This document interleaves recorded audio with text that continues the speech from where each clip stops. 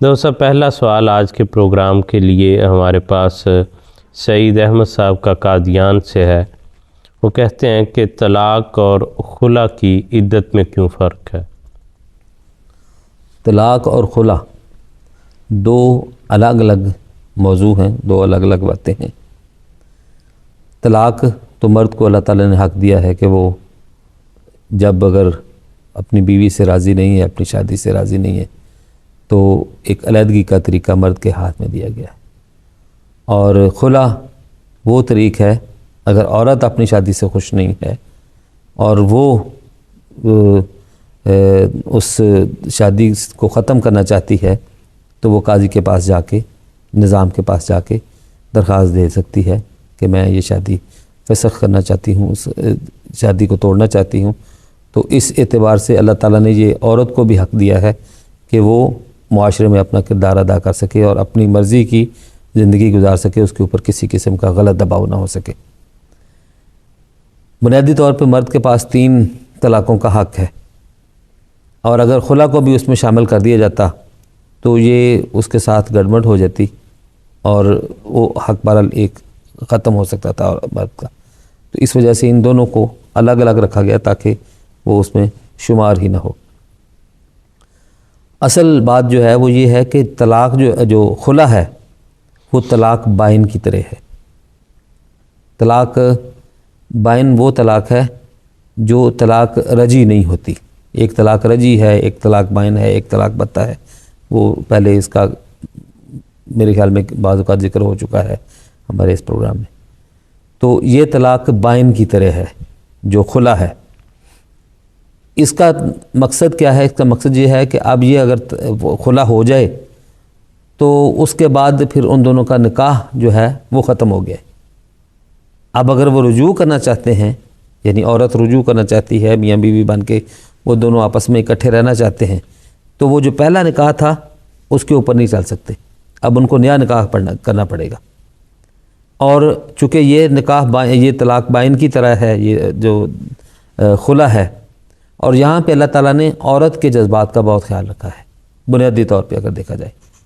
چونکہ اگر دیکھا جائے کہ عورت جو ہے وہ خلا لینے کا جو قدم ہے وہ چھوٹی موٹی بات پر نہیں اٹھاتی، اس کو بھی اپنے گھر کا احساس ہوتا ہے۔ تو مظلومیت کی جب اس کی انتہا ہوگی تب بھی وہ یہ قدم اٹھائے گی۔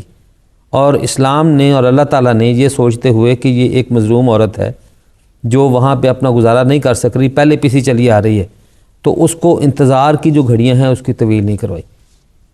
اس میں اللہ تعالیٰ نے جو آنے والی نسل ہے، اگر کوئی آج آنے والا موجود ہے، حمل ہو چکا ہے، اس کا انتظار کیا ہے۔ اگر وہ نہیں ہے تو پھر اللہ تعالیٰ نے اس عورت کو اجازت دی ہے کہ وہ اس کے بعد اپنی زندگی جو ہے وہ اپنے انداز میں گزارے، نئی شادی کی طرف پیش قدمی کرے اور نئی شادی کر لے۔ تو وہ جو فاصلہ ہے اللہ تعالیٰ نے وہ اس کے لیے کم رکھا ہے۔ جبکہ جو طلاق ہے اس میں اصل بات یہ ہے کہ جو ایک تعلق ہے میاں بیوی کا وہ بڑا ہی نازک ہے، بڑا ہی اہم ہے، اور چھوٹی چھوٹی باتوں پہ اگر اس کو توڑنے کی کوشش کی جائے تو یہ خدا تعالیٰ کو سخت ناپسند ہے۔ اسی لیے آپ نے فرمایا کہ ابغض الحلال عند اللہ الطلاق، جو حلال چیزوں میں سب سے زیادہ اللہ تعالیٰ کو ناپسند چیزیں ہیں ان میں ایک طلاق بھی ہے۔ تو اس اعتبار سے اصل یہ ہے کہ خدا تعالیٰ یہ چاہتا ہے، یہ تعلق چھوٹی چھوٹی باتیں انبن ہو جاتی ہے گھروں میں، تو وہ اگر تو کوئی ایسا فیصلہ ہے کسی مرد سے ہوا صادر جو کسی چھوٹی بات پہ ہوا ہے، تو ایک غصہ آج کا ہے، کل وہ دور ہو جائے گا۔ تو وقت دیا ہے مرد کو سوچنے کا کہ وہ سوچے اور رجوع کر سکے۔ اس وجہ سے اس کا فاصلہ جو ہے وہ لمبا رکھا ہے، وہ 3 مہینے کا اس کو، یا 3 جو اس کے طہر کی حالتیں ہیں اس کا دی ہے، تاکہ اتنے عرصے تک اگر وہ اپنے فیصلے کو بدلنا چاہیں تو بغیر نیا نکاح کیے وہ دونوں اپنے فیصلے پر نظر ثانی کر کے، وہ مرد اپنے فیصلے پر نظر ثانی کر کے دوبارہ رجوع کر سکتا ہے اور اس شادی کو چلا سکتا ہے۔